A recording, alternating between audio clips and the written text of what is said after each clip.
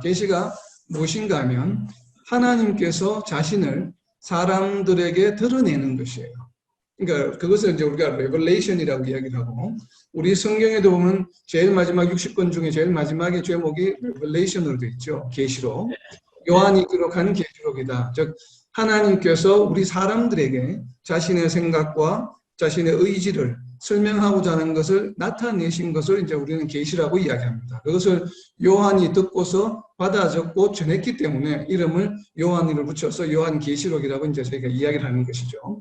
그런 것처럼 계시라고 하는 것은 그야말로 하나님께서 사람들에게 하시고자 하는 어떤 말씀을 전하고자 하는 것을 나타내는 것을 우리는 계시라고 이야기를 합니다.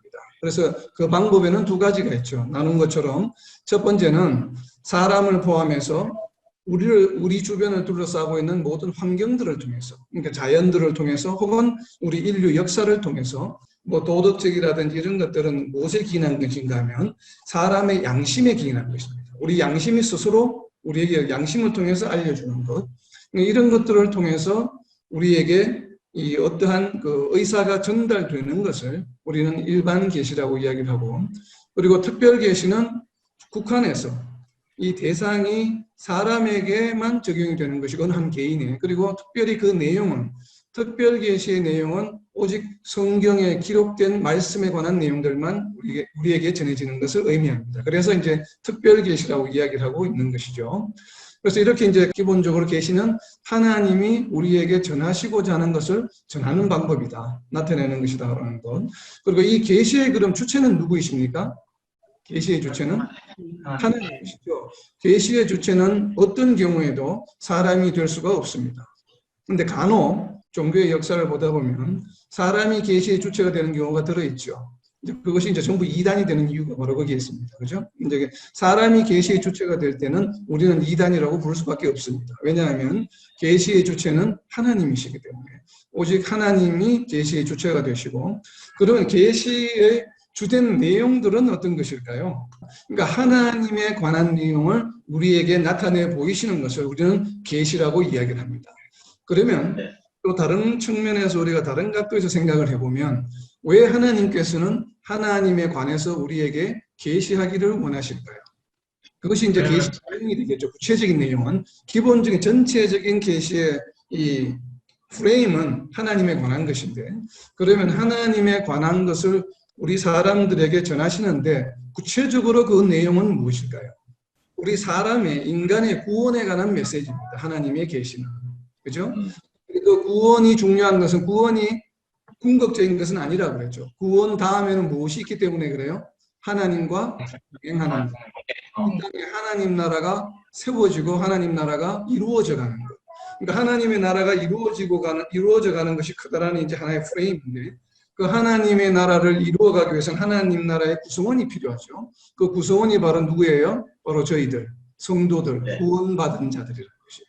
그래서 하나님께서 계시를 하는 이유는 사람들로 하여금 하나님을 알게 하고, 그리고 또 사람들로 하여금 하나님을 믿음으로, 예수님을 믿음으로 구원에 이르게 하기 위한 계시입니다.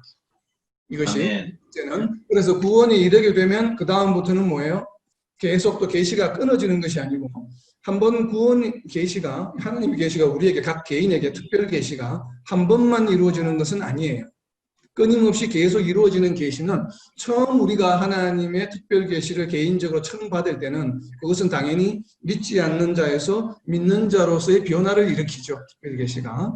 그러나 우리가 이제 구원을 받고 나서, 믿음이 생기고 나서도 역시나 하나님께서는 우리에게 특별 계시를 계속 나타내 보여주신다는 것이에요.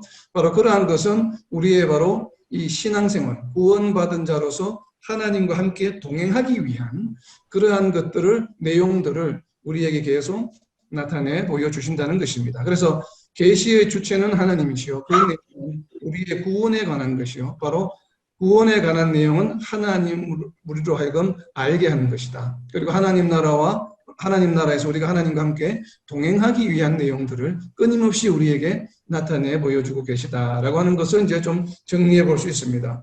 그리고 이제 살펴보신 것처럼 계시의 대상에는 일반 계시 같은 경우는 모든 사람이죠. 모든 인류에게 이제 대상으로 하나님을 나타내 보여주시는 것이고, 특별 계시는 특정 개인을 대상으로 특정한 시대에 특정한 환경에서 바로 개인에게 이제 나타내 보여주시는 것인데, 여기서 한 가지 이제 우리가 좀 질문을 드리면, 구약 시대에도 특별 계시는 존재했을까요? 네. 어떻게 존재했습니까? 직접 나타나. 네. 특별 계시라고 하는 것이 우리 개인에게 하나님께서 말씀하시는 내용이잖아요. 지금 우리 신약 시대에는 물론 신약 시대에 특별 계시를 직접 말씀하실 수도 있지만, 그러나 일단은 먼저 성경 말씀을 통해서 우리에게 계시하고 계시기 때문에, 하나님의 말씀이 기록된 것이 성경이니까 하나님께서 말씀하고 계시잖아요. 우리 개인에게 우리가 성경을 읽을 때 특별 계시가 일어나게 되어 있는데, 구약 성경이 존재하기 전인 모세 이전 시대에도 하나님께서는 개별에게, 개인에게 특별 계시를 하셨습니다. 그 예가 우리 성경에 나와 있죠. 아브라함에게 나타나셔서 직접 말씀하셨죠. 말씀하셔서 고향 땅을 떠나게 하셨고, 또 가나안 땅에 가서 정착하게 해주셨는데, 그리고 또 야곱에게도 나타나셨고, 그리고 모세에게도 나타나셔서 직접 말씀해 주셨죠. 바로 이런 것들이 전부 다 특별 계시에 해당한다. 그래서 특별 계시는 자칫 잘못하면 우리가 오해해서 성경의 내용이 계시하기 때문에 성경이 만들어지고 기록되고 나서부터 하나님의 특별 계시가 시작된 것이 아닌가라고 이제 오해할 수가 있는데, 그렇지 않고 천지가 창조된 이후도 바로 그 순간부터 하나님의 일반 계시와 특별 계시는 존재했다라고 하는 것, 우리가 유념해서 봐야 됩니다. 그리고 이제 방금 이제 좀 언급한 것처럼 성경적 역사와 하나님 나라의 역사를 우리가 좀 비교해 볼 필요가 있는데, 성경적 역사는 성경의 내용은 창세기 때로부터 그 내용들이 기록이 되어 있지만, 그러나 성경적 역사라고 하는 것은 실제로 성경이 기록된 시대를 이야기를 합니다. 이 시대는 아무래도 하나님의 나라의 역사보다는 짧죠. 그래서 하나님 나라의 역사가 성경적 역사보다는 훨씬 오래되었고 또 범위가 굉장히 넓습니다.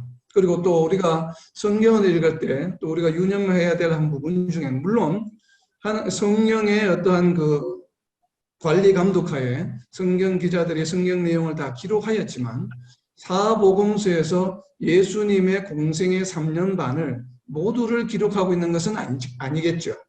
복음서에 기록이 되어 있는 내용들은 우리의 구원과 또 예수님을 알고 하나님을 아는 데 필요한 내용들만 성령께서 인도하셔서 이렇게 요약해서 필요한 내용들만 이제 기록이 되어 있는데, 그러나 우리가 항상 염두에 둬야 될 것은 하나님 나라의 역사를 염두에 둬야 됩니다. 성경에 비록 기록되어 있지는 않지만 기록되지 않은 내용들 중에서 분명히 하나님을 알 수 있는 우리의 기록이라든지 다른 역사라든지 또 자연을 통해서 우리는 얼마든지 하나님을 알 수 있다. 바로 이러한 것들이 일반 계시에 해당하는 내용들이겠죠. 사도행전 3장 21절을 보게 되면, 사도행전 3장 21절은 하나님 나라는 예수님 안에서 하나로 회복되는 것이다. 그러니까 하나님 나라에 대한 어떻게 보면 정의라고 할 수 있는 부분이 사도행전 3장 21절에 기록이 되어 있습니다. 사도행전 3장 21절에 보면 하나님이 영원 전부터 거룩한 선지자들의 입을 통하여 말씀하신 바 만물을 회복하실 때까지는 하늘이 마땅히 그를 받아두리라 라고 하신 말씀. 그리고 에베소서 1장 22절에 보면 교회는 그의 몸이니 만물 안에서 만물을 충만하게 하시는 이의 충만함이니라. 그래서 창조의 질서가, 깨어진 창조의 질서를 회복하는 것이 이 땅에서 바로 하나님 나라요. 그 하나님의 나라를 우리의 지금 현재 우리 공동체의 표현으로 빌면 바로 교회가 되겠죠. 그래서 교회 공동체. 우리가 눈에 보이는 교회 건물을 말하는 것이 아니라 성도들이 모여있는 바로 교회 공동체가 하나님 나라요. 이 하나님 나라의 역할은 무엇인가 하면 무너진 창조의 질서를 회복하는 것이에요. 그래서 하나님 나라 안에서는 모두가 하나다라고 하는 것을 우리가 알 수 있습니다. 아멘. 그리고 다음으로 이제 계시의 목적을 보면, 이렇게 이제 계시의 주체와 내용과 대상을 보고 계시의 목적은 잠깐 살펴본 것처럼 사람들로 하여금 하나님을 알게 하는 것입니다. 그러니까 사람들로 하여금 하나님을 알게 하는 것이 문제가 되겠죠. 그것이 바로 이제 일반 계시의 중요한 역할 중에 하나입니다. 그리고 그 다음 단계는 하나님을 안 다음에는 하나님을 믿게 하는 것이에요. 하나님의 백성이 되게 하는 것. 이것은 오직 특별 계시에 의해서만 가능합니다. 그러니까 일반 계시에 의해서는 우리가 구원에 이를 수 없다고 저희들은 믿습니다. 우리 보통 이제 장로교 쪽은 물론 이에 대한 반론도 있고 다른 이론도 있지만, 그러나 복음주의 교회의 대부분 교단들은 특별 계시에 의해서 우리가 하나님을 믿는다라고 생각합니다. 물론 다른 교단에서는 다르게 해석하는 경우도 있고 일부 신학자들은 뭐 다르게 해석하기도 합니다만 여하튼 저희들은 특별 계시에 의해서 우리는 구원에 이를 수 있다라고 저희들은 믿습니다. 왜 그러냐면 이 특별 계시는 로마서 10장 17절에 있습니다. 로마서 10장 17절에 보면 그러므로 믿음은 들음에서 나며 들음은 그리스도의 말씀으로 말미암았느니라. 우리가 구원받기 위해서는 반드시 예수 그리스도를 믿는 믿음이 있어야 되고 하나님을 믿는 믿음이 있어야만 가능한 것이죠. 그러니까 하나님의 말씀을 믿는 것, 예수님을 믿어야만 구원에 이룰 수 있다고 하는 것은 변하지 않는 진리입니다. 그렇기 때문에 이 믿음에 이르기 위해서는 들어야 되고 또 들음은 그리스도의 말씀으로 말미암는다고 했기 때문에 이 예수 그리스도의 말씀을 먼저 듣지 않으면 믿을 방법이 없죠. 그래서 이 그리스도의 말씀을 듣는 것을 우리는 다르게 표현하는 것이 바로 뭐냐면 특별 계시다라고 이야기를 하는 것입니다. 그래서 특별 계시는 성경 안에서 기록된 내용에만 해당된다고 말씀드린 이유가 바로 여기에 있습니다. 하나님의 말씀을 우리가 듣고 예수님이 그리스도시라고 하는 이 말씀을 듣고 믿을 때에 우리는 구원에 이를 수 있고 예수님이 그리스도라고 하는 이 말씀이 바로 특별 계시에 해당하는 것이기 때문에 우리는 이 말씀을 들음으로써 우리는 구원에 이를 수 있다라고 하는 것이에요. 그리고 이제 다음 내용은 어떻게 보면 오늘 나누는 말씀 중에 어떻게 보면 가장 이제 중요한 부분 중에 하나입니다. 바로 계시의 특성에 관한 것인데 계시의 특성을 가장 잘 표현하고 있는 성경 구절 중에 하나가 히브리서 1장 1절입니다. 이 구절을 같이 한번 찾아보겠습니다. 옛적의 선지자들을 통하여 여러 부분과 여러 모양으로 우리 조상들에게 말씀하신 하나님이. 네, 바로 이 히브리서는 믿음에 관한 내용이 굉장히 많이 나와 있고 또 믿음과 믿음에 합당한 신앙생활에 관한 내용 그리고 예수님이 그리스도시요 제사장이요 이러한 내용들이 이제 히브리서 전체에 기록하고 있는데 그 첫 번째 문장이 무엇인가 하면 바로 읽어드린 옛적의 선지자들 통하여 여러 부분과 여러 모양으로 우리 조상들에게 말씀하셨다라고 하는 것이에요. 이것을 선포하고 있습니다. 근데 여기에 어떻게 말씀하셨다고 이야기하고 있어요? 두 가지를 말씀하셨죠. 선지자들 통해서 말씀하셨는데 말씀하신 방법이 뭐예요? 두 가지가? 여러 부분과 여러 모양으로. 그러니까 이것이 계시입니다. 이것이 계시의 특성을 나타내는 성경 구절이에요. 자, 여기서 여러 부분이라고 하는 것은 무엇을 의미할까요? Many times라고 하나요? 영어 성경에는 many times라고 합니다. 그래서 영어 성경을 보는 게 좀 도움이 됩니다. NIV 성경은 의역을 해놨기 때문에 NIV 영어 성경에 보면 at many times, at many times라고 하는 것은 무슨 뜻이에요? 한 번에 이야기하지 않고 여러 번 이야기하는 것이죠. many times 이야기하셨다는 것이죠. 그래서 하나님의 계시의 특성 중에 어떻게 보면 가장 중요한 특성 중에 하나입니다. 그러니까 하나님은 뭔가를 나타내실 때 한 번에 나타내시지 아니하시고 many times 여러 번 나타내시는데 또 다른 방법은 뭐예요? 여러 모양으로 영어 성경에 보면 in various ways 다양한 방법으로 표현하신다라고 표현하고 있습니다. 그러니까 여러 번 하시는데 또 여러 가지 방법으로 한 가지 방법으로만 말씀하시는 것이 아니고 때로는 성경 말씀으로 때로는 다른 사람의 입을 통해서 때로는 자연 환경을 통해서 때로는 어떠한 기적을 통해서 어떠한 역사를 통해서 또 우리 인류의 역사를 통해서 때로는 사람의 양심을 통해서 다양한 방법으로 하나님께서는 계시하시는데 이것을 한 번에 하시지 않고 나누어서 여러 번 이렇게 나누어서 하신다라고 하는 것이에요. 물론 나누어서 한다는 표현이 다른 내용을 나누어서 할 수도 있지만 같은 내용을 반복해서 하실 수도 있겠죠. 그러나 어찌되었든 계시는 중요한 것은 일회성이 아니라고 하는 것이에요. 우리가 이것을 좀 명심해야 됩니다. 이것이 왜 중요한가 하면 우리의 신앙생활에 굉장히 중요한 키가 되고 기본이 되기 때문에 그래요. 기반이 되기 때문에. 아마 계시의 이 특성, 하나님께서 하나님 자신을 우리에게 드러내실 때 일회성으로 하시지 않고 여러 번 나누어서 반복하신다는 것을 우리가 깨닫는다라고 한다면 우리의 신앙생활은 상당히 바뀌게 되어 있습니다.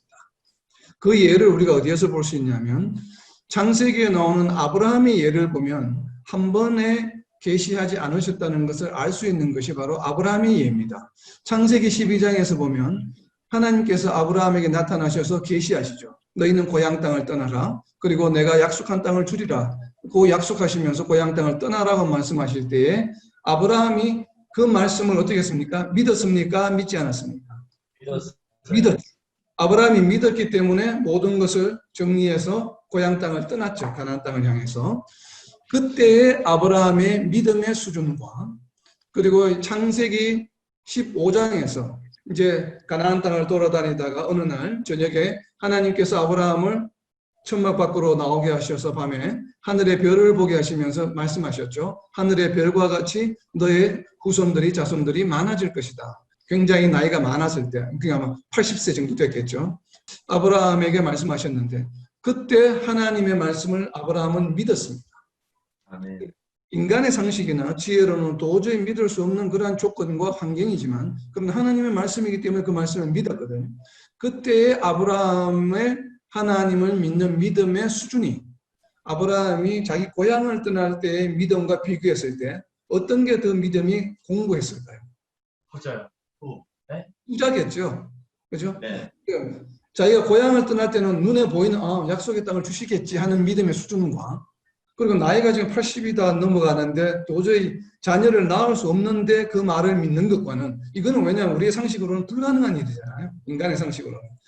약속의 땅을 주신다는 것은 뭐 의심 조금 들어도 주실 수는 있는 일이고 얼마든지 가능한 일이잖아요. 일어날 수 있는 일이기 때문에 그 일어날 수 있는 일을 믿는 믿음과 도저히 인간의 상식과 지혜와 과학으로는 믿을 수 없는, 일어날 수 없는 일을 믿는 것과는 분명히 믿음의 수준의 차이가 있습니다. 그러니까 이렇듯이 하나님께서 아브라함에게 계시하시면서 자신을 나타내면서 아브라함을 믿음으로 인도하실 때도 그 강도가 다르다는 것이에요. 그리고 우리가 15장에서 이제 창세기 22장으로 갔을 때 22장에 보면 우리가 잘 알고 있는 이삭을 바치는 것을 시험하는 장면입니다. 그러니까 이 이삭을 바쳤을 때 아브라함의 하나님에 대한 말씀에 대한 믿음과 15장에서 하늘의 별을 보여주시면서 하셨던 그 말씀을 믿는 믿음과는 어떤 믿음이 더 공고할까요? 후자겠죠. 왜냐하면 15장과 22장 사이에 무슨 일이 일어나냐면 15장에서 별과 같이 많게 해주겠다는 그 말씀을 믿었음에도 불구하고 몇 년 지나서 이스마엘을 낳게 됩니다. 하갈을 통해서. 그죠? 그것은 믿음이 완벽하지 않았다는 것이죠. 믿음이 좀 약해졌죠. 그래서 세상적인 방법으로 자녀를 취득했습니다. 자녀를 낳게 되고 그리고 그 이후에 이삭을 낳으면서 이제 그 믿음이 더 공고해졌겠죠. 아, 정말 인간의 생각으로는 불가능한 일도 하나님의 말씀 정말 이루어지는구나 하는 것을 자기 눈으로 직접 목격했죠. 이삭의 출생을 통해서. 그렇기 때문에 하늘의 별만 보고 믿었던 그 믿음과 이삭의 출생으로 인해서 생긴 하나님에 대한 신뢰와 믿음은 아마 더욱 분명히 공고해졌을 것입니다. 그리고 그 믿음을 바탕으로 하나님께서 이삭을 바치라고 했을 때는 주저없이 이삭을 바칠 수 있는 믿음의 수준까지 이르게 된 것이죠. 그래서 그때서야 비로소 아브라함은 믿음의 조상의 반열에 오를 수 있었던 것입니다. 우리가 아브라함의 역사를 보면 고향 땅을 떠나서 이삭을 바치기까지는 그죠? 한 40년 정도. 아브라함의 신앙의 역사에 40년 동안 아브라함의 믿음이 처음 고향 땅을 떠날 때 머물러 있었습니까? 이 믿음이 성장했습니까? 40년 동안 그 아브라함의 믿음의 역사의 성장 과정을 보면 거의 한 40년이 걸린 겁니다. 70세 때 고향 땅을 떠나서 이삭을 바칠 때는 이삭의 티네이저니까 100세 때 나왔으니까 티네이저는 최소한 40년이죠. 최소한 티네이저가 뭐 10살이라고 치더라도 최소한 40년 동안 아브라함의 믿음의 40년의 역사 동안 아브라함의 믿음은 어떻게 보면 완성이 된 것입니다. 왜냐하면 이삭을 바친 이후에는 더 이상 아브라함에 대한 에피소드가 나오지 않기 때문에 그래요. 하나님께서 이제는 너의 믿음은 믿음의 조상이 될 정도로 이제는 완전한 믿음이다 라고 이제 하셨기 때문에 물론 성경에는 기록되지 않고 그 이후에도 하나님께서 계속 계시하셨다고 저는 믿습니다. 그러나 어찌되었든 성경에 기록된 내용만으로 본다 할지라도 아브라함의 믿음이 고향 땅을 떠나서 이삭을 바치기까지 이 40년 동안 하나님께서는 계시를 멈추시지 아니하시고 계속 아브라함에게 나타나셔서 어떻게 하셨어요? 아브라함의 믿음을 인도해 주셨다고 하는 것이에요. 그래서 하나님이 계획하시는 하나님 나라의 믿음의 조상이 될 수 있도록 하기 위해서 끊임없이 아브라함을 어떻게 하셨어요? 디스플린 하셨어요. 그 디스플린 하신 방법이 무엇입니까? 바로 하나님의 뭐예요? 디스플린 하신 방법이 뭐예요?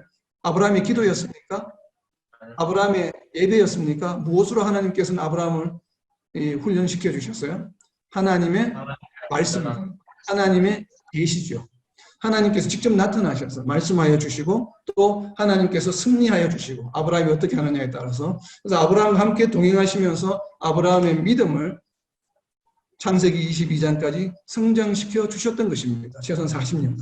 이것이 하나님의 승리요, 하나님 나라의 속성입니다. 그러니까 하나님의 계시는 어떤 것이에요? 일회성이 아니라 계속 나타난다고 하는 것. 이것을 우리가 이제 용어를 무엇이라고 부르냐면 우리가 좀 신학적 용어로는 이것을 점진적이다라고 부릅니다. 프로그레시브하다. 그러니까 일회성으로 한 번 딱 계시하고 나서 머무는 것이 아니라 프로그레시브하다는 것은 뭐예요? 그냥 단순히 계속된다는 의미가 아니죠. 프로그레시브하다는 것은 점진적으로 좋아진다는 의미죠. 프로그레스 한다는 것은 점진적으로 나아진다는 의미예요. 그래서 하나님의 계시는 점진적으로 진행이 되는데 이것은 프로그레시브예요. 그래서 일반 계시도 마찬가지겠지만 특별히 특별 계시는 이 프로그레시브가 온 인류를 대상으로서 동일하게 진행되나요? 아니면 프로그레시브한 것이 특별 계시는 개별적으로 진행이 될까요? 개별적이겠죠. 개별적이죠. 왜? 특별 계시는 개별적으로 작용하는 것이 계시되는 것이기 때문에. 모든 인류를 대상으로 계시하는 것을 우리는 일반 계시라고 부르고 특별 계시는 뭐냐면 개별적으로 하나님께서 나타내 보여주시는 것이에요. At many times. 여러 번 동시에 한 개인에게도 나 자신에게도 하나님께서 특별 계시를 주시는데 그것을 일회성으로 내가 예수님을 처음 영접하고 믿을 때 한 번만 하시는 것이 아니라 우리의 신앙 전 생활을 통해서 계속해서 끊임없이 하나님은 우리에게 계시하시기를 원하십니다.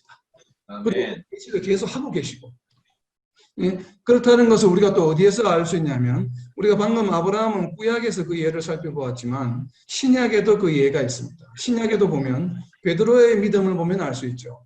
베드로가 예수님을 따라다니면서 뭐라고 해서 예수님께서 십자가에서 돌아가시고 다시 부활하신다고 했을 때 돌아가시면 안 된다고 자기도 같이 죽겠다고 그렇게 예수님 앞에서 고백했었습니다. 결국은 예수님이 십자가 사건으로 재판을 이렇게 심판을 받으러 가실 때에 어떻게 했어요? 베드로는 3번이나 부인했죠. 베드로가 3번이나 부인했을 때의 그 믿음과 그리고 베드로가 예수님이 십자가에 죽으시고 부활하신 것을 직접 목격하고 나서의 믿음은 상당히 달라집니다. 그래서 더 이상 두려워하지 않게 되고 자기를 떠나지 않게 되고 그리고 성천하시는 것을 보고 그리고 나중에 40일 후에 성천하신 지 40일 후에 오순절날 성령 강림의 역사가 일어난 후에는 베드로의 믿음이 어떻게 바뀌었습니까? 담대하게 바뀌었죠. 하나님의 말씀을 담대하게 죽음을 두려워하지 않고 하나님의 말씀을 선포하고 궁극에는 순교에 이르기까지 그렇게 믿음이 공고하게 세워졌습니다. 이런 것처럼 베드로의 신앙도 마찬가지로 예수님을 그냥 공생의 기간 동안에 같이 이렇게 동행하면서 따라다닐 때 그 믿음의 수준과 예수님의 십자가에 못 박히시러 가실 때의 그 믿음과 그리고 부활하시고 나서 그리고 성령 강림의 역사가 일어난 이후에 베드로의 믿음의 수준은 분명히 다릅니다. 그래서 예수님께서 직접 말씀하셨을 때도 역시 레벨레이션, 계시하신 것이죠. 그리고 부활하신 것도 역시 뭐예요? 부활의 역사를 통해서 베드로에게 계시하신 것이에요. 그리고 성령 강림의 역사가 일어나면서 성령을 통해서 또 뭘 하셨어요? 직접 계시하셨죠. 그리고 베드로에게 특별 계시하셨고 또 성령 그 강림에 같이 함께 있었던 모든 자들에게도 계시가 임했죠. 이렇게 계속 반복해서 계시가 점진적으로 일어남으로 인해서 어떤 현상이 일어나냐면 베드로의 신앙이 믿음이 점점 프로그레스하게 되는 성장하는 결과를 낳게 되는 것입니다. 그래서 이 하나님의 계시는 쉼 없이 계속 일어나기 때문에 그러면 우리는 어떻게 해야 될까요?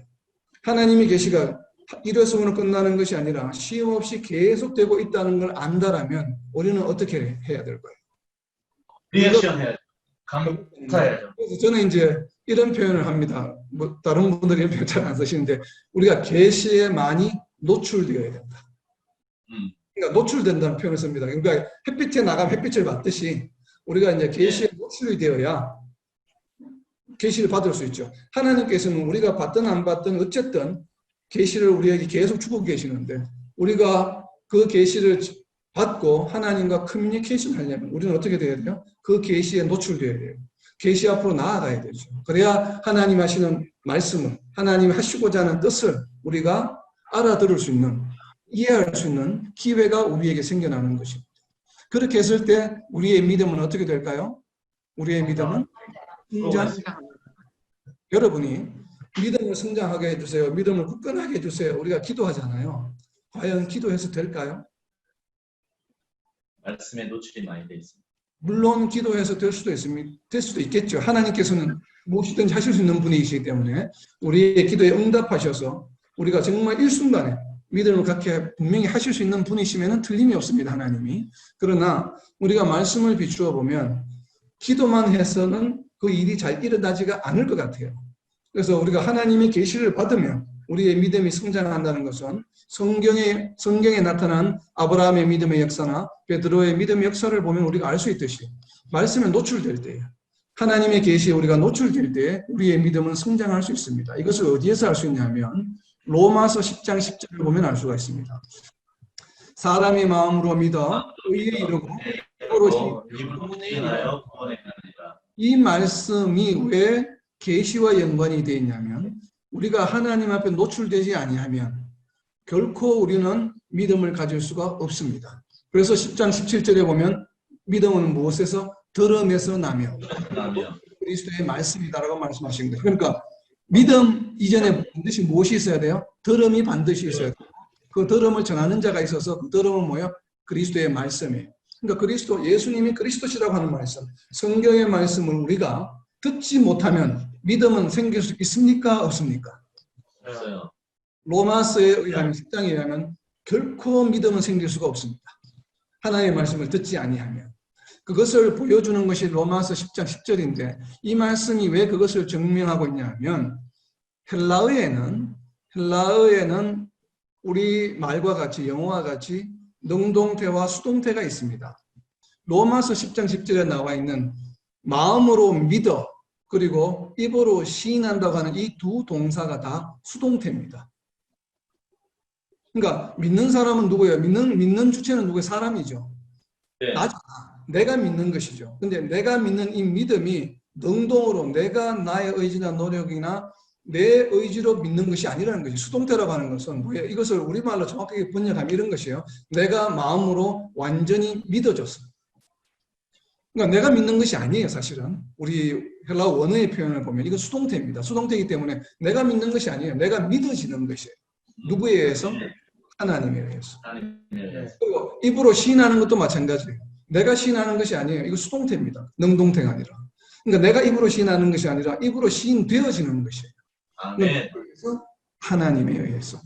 그러니까 이 구원의 역사, 믿음의 역사는 믿는다고 하고 입으로 시인한다는 것은 전적으로 누구에 의해서? 하나님에 의해서. 성령의 역사에 의해서 우리가 입으로 시인하고 믿어지는 것이에요. 여기에는 나의 노력이나 의지가 단 0.1%도 관여할 수 없습니다.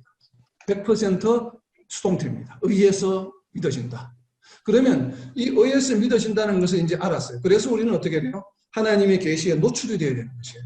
하나님의 계시에 노출이 된다고 하는 것은 하나님의 말씀을 듣는다는 것이죠. 그렇게 말씀을 듣는 것이에요. 말씀을 듣기만 하면 그 다음에 믿음은 누가 믿어지게 해줘요? 하나님께서 해주시는 것이에요. 내가 믿는 것이 아니에요.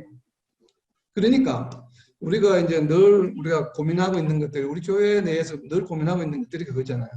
초신자들과 장로님이 함께 성경 공부할 수 있을까? 초등학생과 어른이 함께 성경 공부를 할 수 있을까? 늘 우리는 그것을 생각하잖아요. 그래서 초등학교, 유년주일학교 교재를 따로 만들고 또 이렇게 성년들, 또 직분자들 교재를 따로 만들고 초신자들은 어려우니까 못하니까 따로 모여서 성경 공부를 하고 이것이 상당히 비성경적입니다.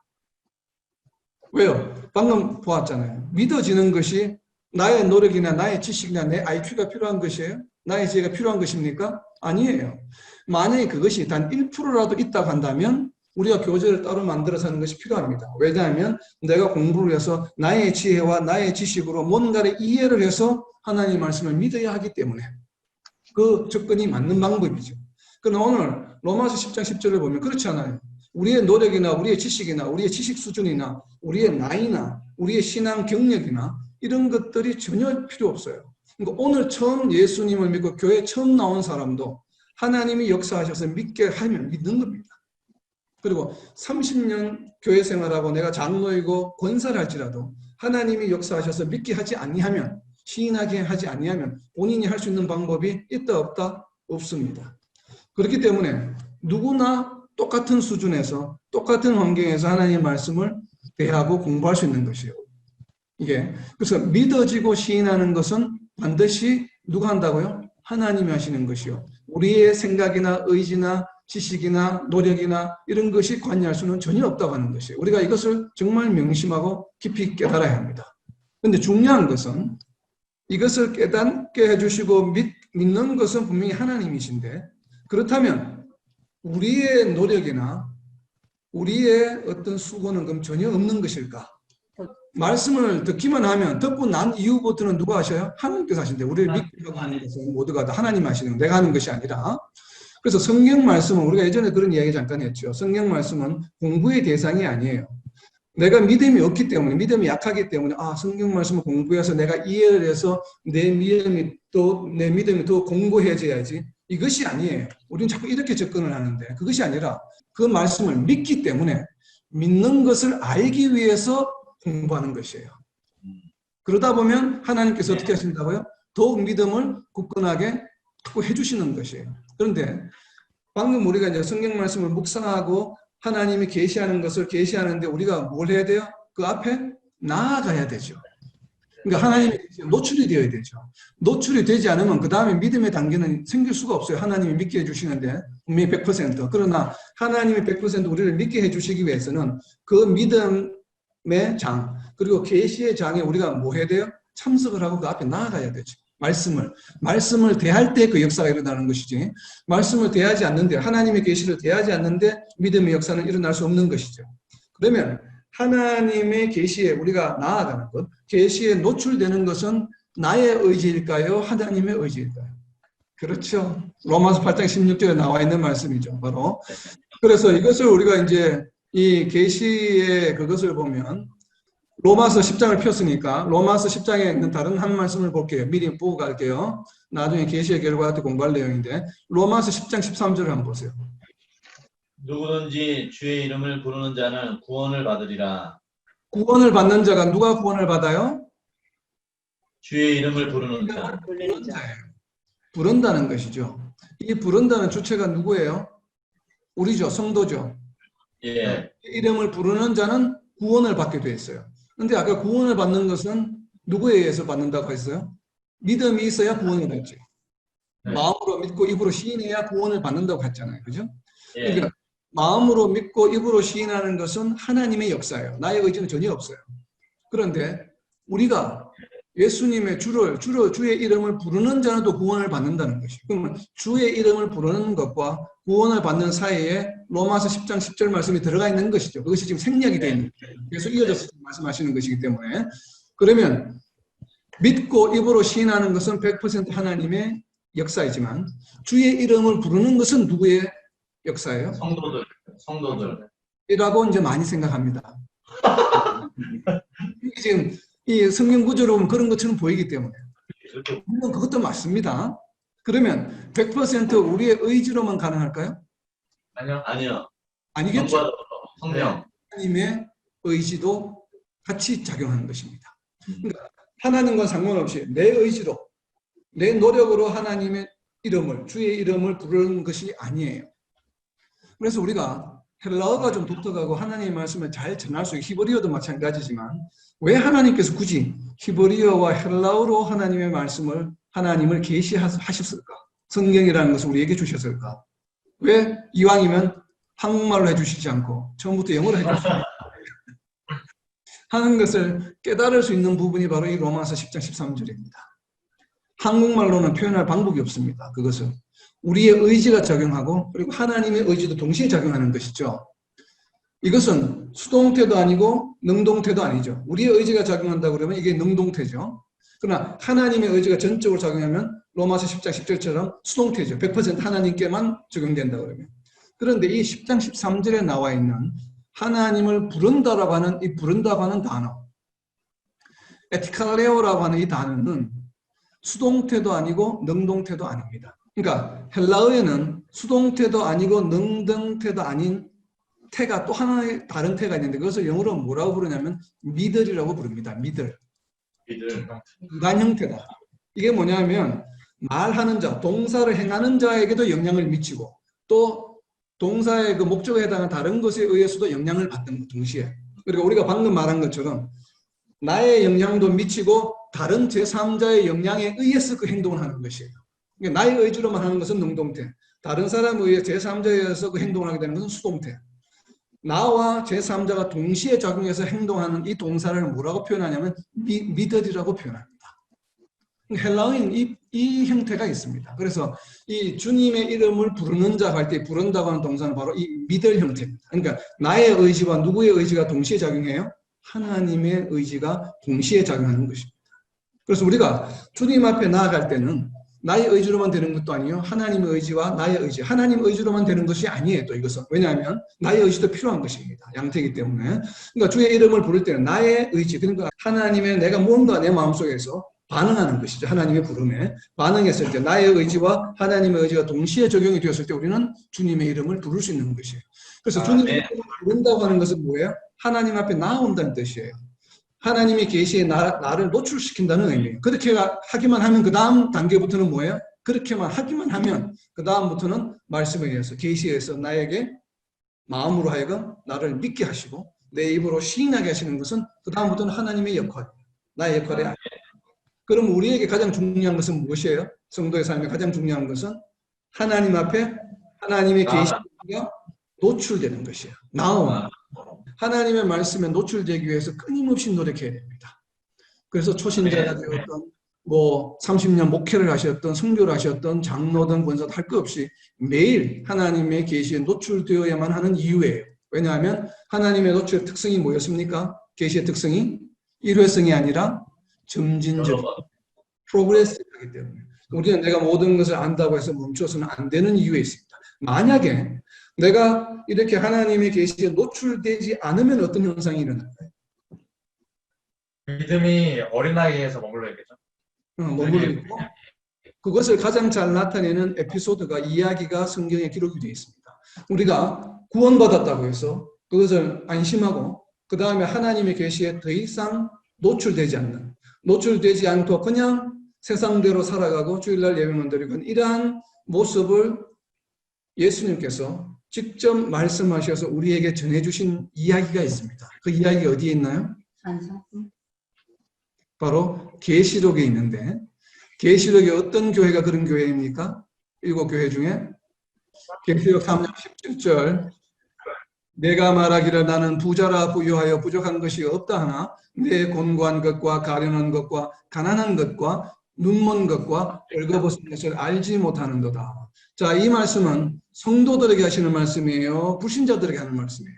성도들한테요. 성도들에게 하시는 말씀이죠. 성도들의 상태가 어떻다고요? 본인들은 부자라고 부유하다고 이야기하지만 부족한 것이 없다고 하지만 그러나 예수님이 보시기에는 곤고하고 가련하고 가난하고 눈이 멀었고 벌거벗었다라고 이야기하고 있습니다. 라오디게아 교회 교인들에게 하시는 말씀이에요. 그러니까 3장 17절에 있는 말씀처럼 이 말씀은 이제 두 가지로 해석할 수 있습니다. 첫 번째는 내가 구원받았다고 생각하는데 구원받지 않은 성도들을 말합니다.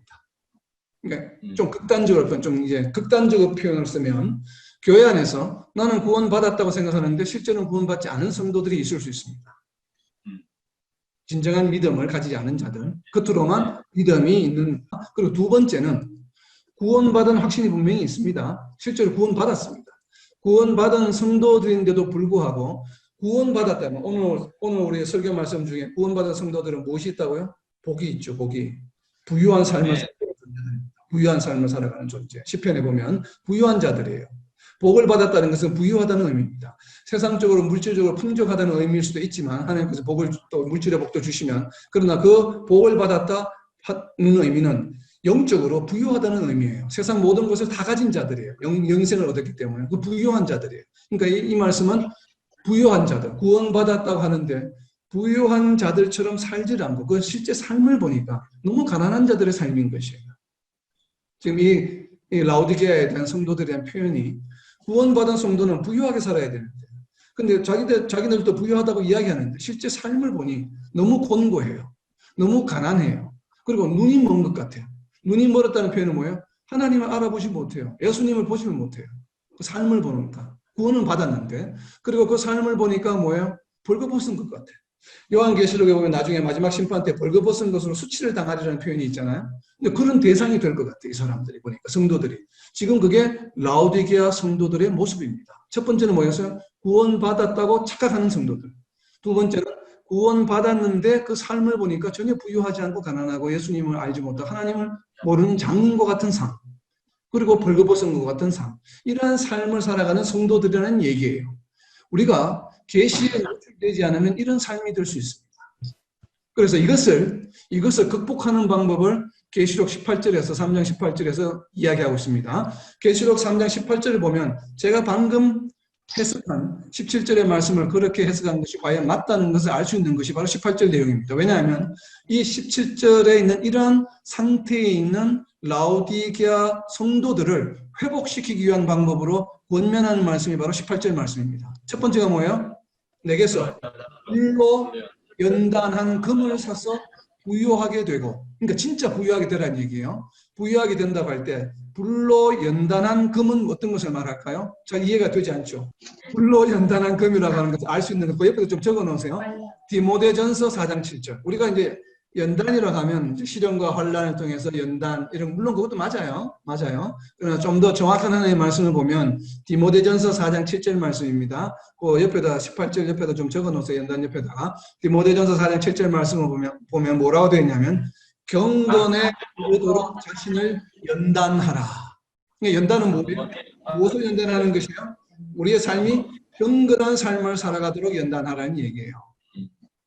자, 이 말씀이 맞는지 봅시다. 경건에 이르도록 자신을 연단한 금을 사서 부유하게 되라는 얘기는 다르게 표현하면 네가 경건에 이르도록 열심히 지금 연단을 하라라는 이 얘기죠. 그러면 네가 진짜 부유한 삶을 살아갈 수 있다.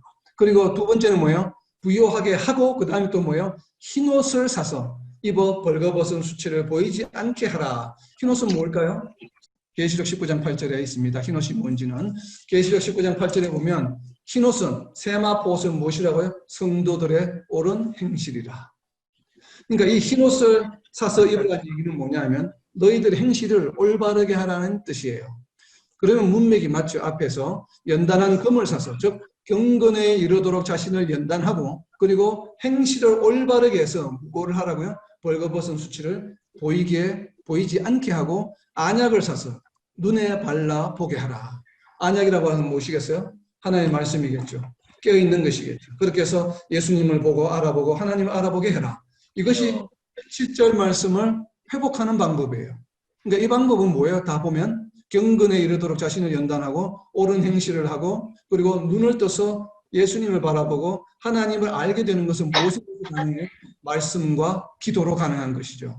그래서 우리가 하나님의 계시에 특별 계시에 특별히 우리 개인에게 나 자신에게 지금 끊임없이 주시는 이 프로그레시브한 점진적인 하나님의 특별 계시에 우리는 계속해서 노출되어야만 하는 이유가 바로 무엇인가 하면 나도 모르게 나 자신 스스로가 라오디게아 교인처럼 살아갈 수 있기 때문에 그렇습니다. 우리는 나는 부유하고 충분하다. 나는 신앙생활이 잘하고 있다고 생각하는데 예수님이 보시기에는 뭐예요? 벌거벗은 것 같고 가난한 것 같고 그래요. 그렇기 때문에 예수님은 뭐라고 말씀하셔요? 19절에 보면 무릇 내가 사랑하는 자를 책망하여 징계한다고 했습니다. 누구를 징계하셔요? 사랑하는 자.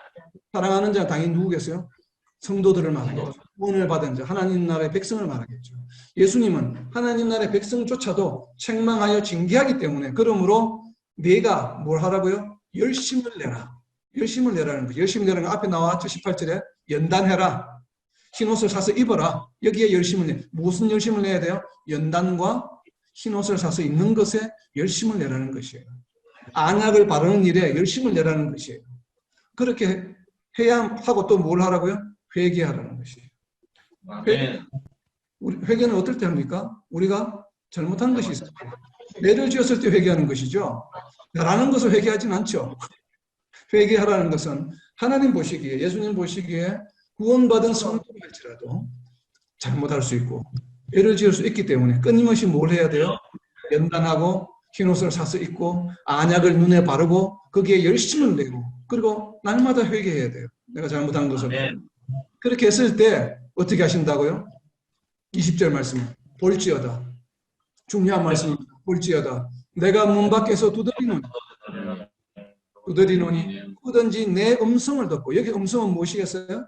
우리는 지금 예수님의 음성을 어떻게 들을 수 있습니까? 말씀으로. 예수님의 음성이 예수님의 말씀이잖아요. 말씀하시는 것이니까. 그 말씀이 어디에 기록이 되어 있어요? 성경에 다 기록이 되어 있죠. 내 음성을 듣고는 다르게 표현하면 뭐예요? 말씀을 듣고, 성경 말씀을 듣고, 그리고 문을 열면 내가 그에게로 들어가. 문은 어떤 문일까요? 마음의 문을. 우리의 마음을 열어서 깨닫게 해주시옵소서. 그죠? 아멘. 누가복음 24장 45절 말씀이죠. 우리의 마음을 열어 깨닫게 해주시옵소서. 우리의 마음을 열어 문을 열면 말씀을 보면 그 다음에 로마서 10장 10절 말씀처럼 어떻게 해주셔 하나님이? 입으로 시인하고 우리를 믿게 해주셔요. 그러니까 문을 열면은 다르게 표현하면 믿으면 내가 그에게로 들어가 우리의 마음에 들어오셔서 우리와 함께 더불어 먹고 나와 더불어 먹으리라. 우리 마음에 예수님께서 들어오셔서 어떻게 하신다고요? 우리와 함께 거하시겠다. 이것을 다르게 표현한 것이 무엇이에요? 예수님이 내 안에 사는 삶이에요. 아멘. 내 안에 사는 삶을 우리가 갈라디아서 2장 20절에서 뭐라고 표현했습니까? 나는 이제 내가 사는 것이 아니요.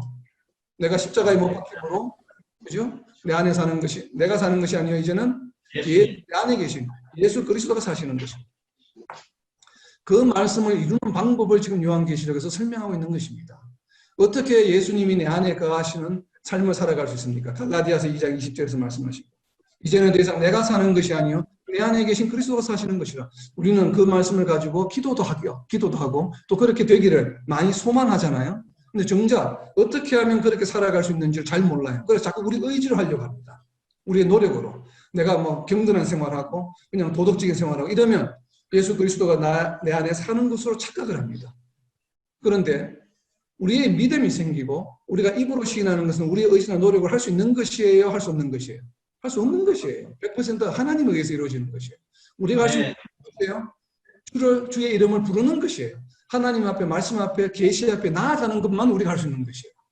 그것이 우리의 의지와 하나님의 의지가 동시에 작용한다고 그랬죠. 주의 이름을 부르는 것을. 그렇게 해서 우리가 제일 먼저 해야 될 것은 정말 우리 안에 그리스도가 사는 삶을 살아가려면 제일 먼저 해야 될 것은 무엇이에요? 주의 이름을 부르는 것이에요. 하나님의 계시 앞에 나아가는 것이에요. 하나님이 계신 우리 자신을 노출시키는 것이에요. 그렇게 되었을 때 그 다음 단계는 하나님께서 알아서 해주시는 것이에요. 우리의 삶이 부유하게 됩니다. 믿음이 쌓이기 때문에. 그러면 우리의 믿음이 하나님의 역사에 의해서 우리의 믿음이 점점 다 강해지죠. 점점 더 강해지죠.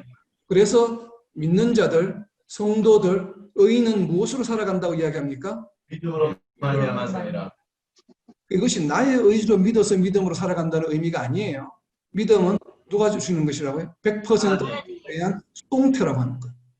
그래서 우리가 의인은 믿음으로 살아간다는 것은 다르게 표현하면 뭐예요? 끊임없이 하나님의 나를 향한 특별 계시 앞에 노출되는 것을 말합니다. 아멘.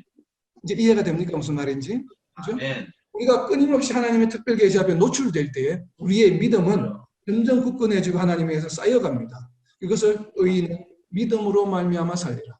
물론 그것을 다르게 표현하면 세상의 논리나 세상의 이치를 의지하지 않고 하나님을 믿는 믿음 안에서 사는 것이죠. 궁극적으로는. 근데 그렇게 되려면 우리는 끊임없이 그러한 믿음을 가지고 그러한 믿음을 유지하고 그러한 믿음이 성장하기 위해서는 예수 그리스도의 장성한 분량까지 이르기 위해서는 우리가 해야 될 것은 단지 무엇인가 하면 주의 이름을 부르는 것입니다.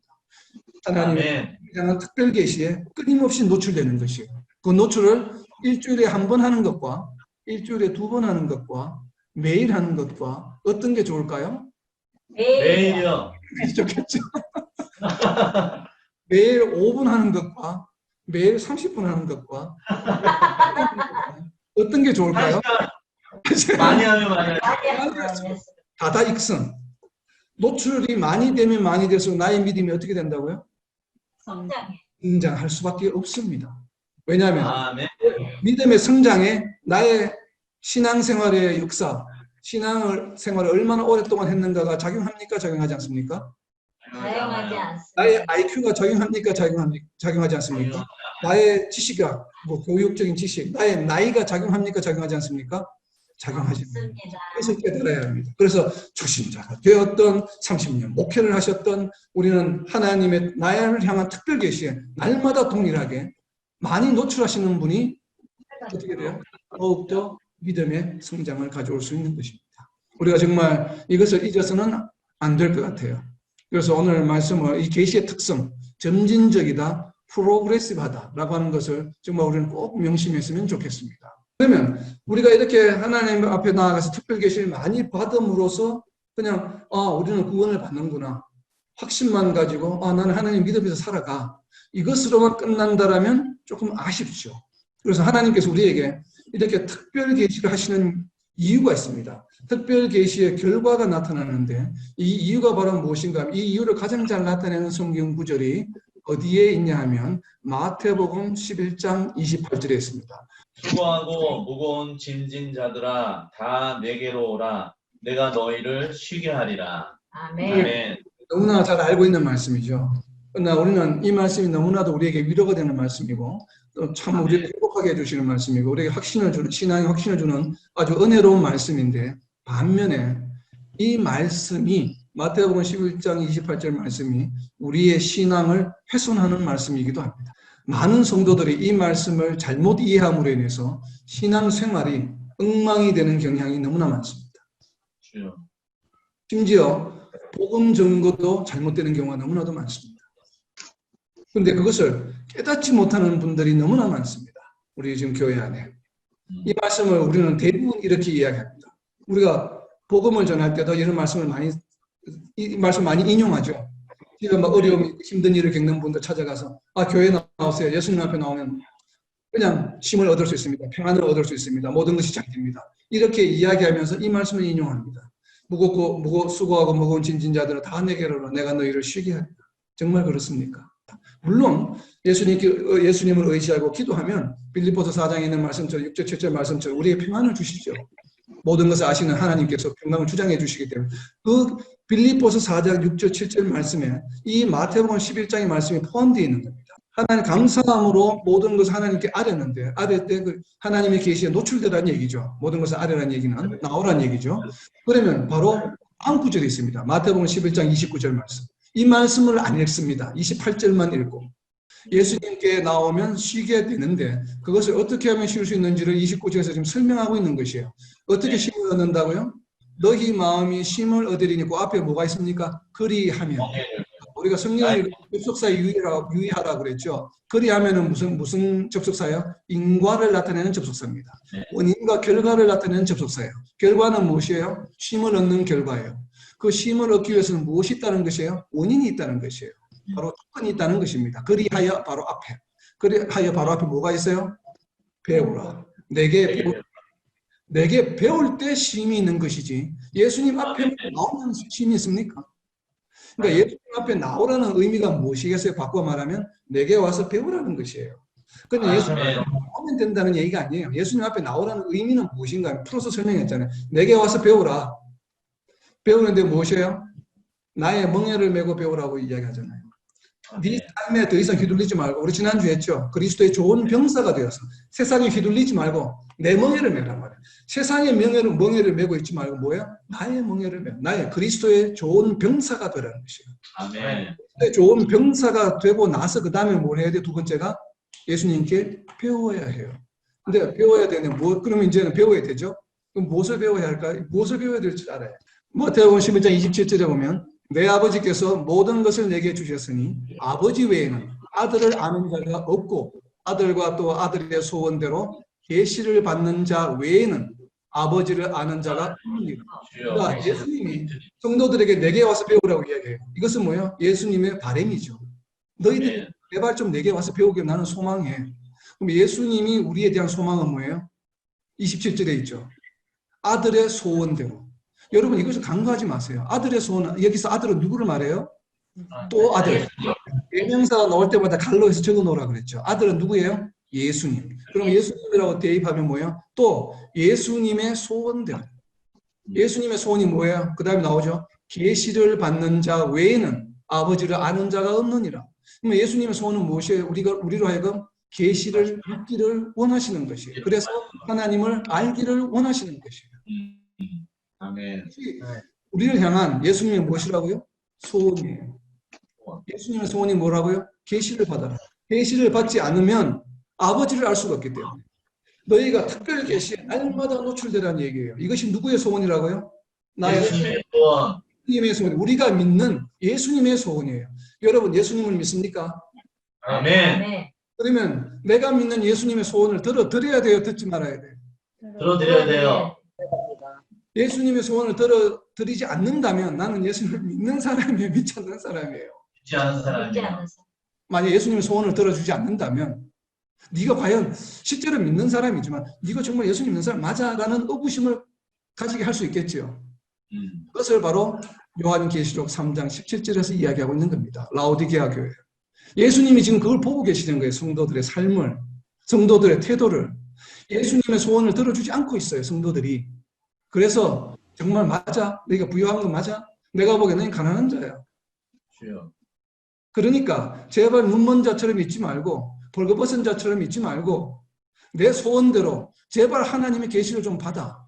하나님의 계시를 받아서 정말 너희가 하나님이 어떤 분이신지를 알고 그리고 너희가 경건한 그 말씀에 따라서 경건한 생활을 그리고 또 하나님의 그 약속대로 뭐예요? 흰옷을 옳은 행실을 함으로 그것을 열심을 내므로 너희가 정말 마음을 열어서 나를 받아들여서 너희 마음속에 내가 사는 것처럼 제발 좀 살아라. 아멘. 제발 좀 살아라. 그래야 요한계시록에 더 엄격한 말씀이 있습니다. 그래야 너희가 나중에 내 보좌 옆에 앉으리라. 주여. 자, 이 말씀 어떻게 심각하게 받아들여야 돼요, 여러분? 우리 장로교에서 물론 한 번 구원받은 자는 구원을 잃지 않는다고 우리 확신을 가지고 있습니다. 믿음이.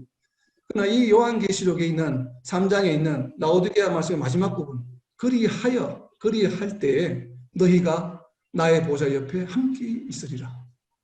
이 말씀 우리가 정말 간과해서는 안 됩니다. 우리가 예수님의 소원이 무엇이라고요? 하나님의 계시를 받는 것이에요. 하나님의 계시를 받아야 되는 이유는 뭐예요? 그것을 통해서 아버지를 알 수 있기 때문에 그래요. 호세아 6장 6절 말씀에 보면 나는 인내를 원하고 제사를 원하지 아니하며 번제보다 하나님을 아는 것을 원한다.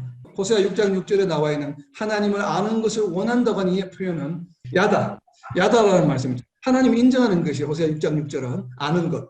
이것이 지금 마태복음에서 말하는 예수님의 소원, 계시를 받지 아니하고서는 하나님을 아는 자가 없느니라. 하나님을 인정하는 자가 없다 이 말이에요. 인정할 수 없다. 하나님 인정하는 삶을 살아갈 수 없다는 것이에요. 그렇죠? 바꿔 말하면 그래서 여호와 하나님께서도 구약에서 선지자를 통해서 하나님을 알고 하나님 인정하는 것을 원하셨어요. 그러니까 예수님도 동일하게 똑같이 마태복음에서 이 말씀을 하고 계시는 것이죠. 그래서 이렇게 하기 위해서는 우리가 어떻게 된다고요? 끊임없이 하나님의 나 자신에 대한 특별 계시에 우리는 노출되어야만 해요. 아멘. 힘을 얻기 위해서는 첫 번째가 뭐예요? 예수님께 나와서 예수님께 계시를 배워야 합니다. 그리고 계시에 노출되기만 하면 그 다음 어떻게 하신다고요? 하나님께서 알아서 시인하고 믿게 해주신다고 하는 것이에요. 여기에는 초신자도 30년 된 성도도 장로도 목회자도 구별이 없습니다. 모든 사람이 동의합니다. 모든 사람이 나와서 그렇게 전진하는 저희가 되기를 참으로 소망합니다. 아멘. 반드시 하나님의 말씀을 통해서 우리는 날마다 정말 하나님의 계시에 예수님의 소원이신 특별 계시에 우리가 노출되어서 많으면 많을수록 좋다고 했죠. 분명히 다다익선 많은 시간을 하나님의 계시에 노출되면서 정말 하나님이 주시는 이러한 쉼을 얻고 그리고 또 예수님이 계시는 그 보좌 옆에 우리가 함께 거할 수 있는 복을 누리는 그런 삶을 살아가는 우리 BKC의 여러분과 저와 여러분과 이 땅에 있는 모든 성도들이 되시기를 예수님의 이름으로 선포합니다.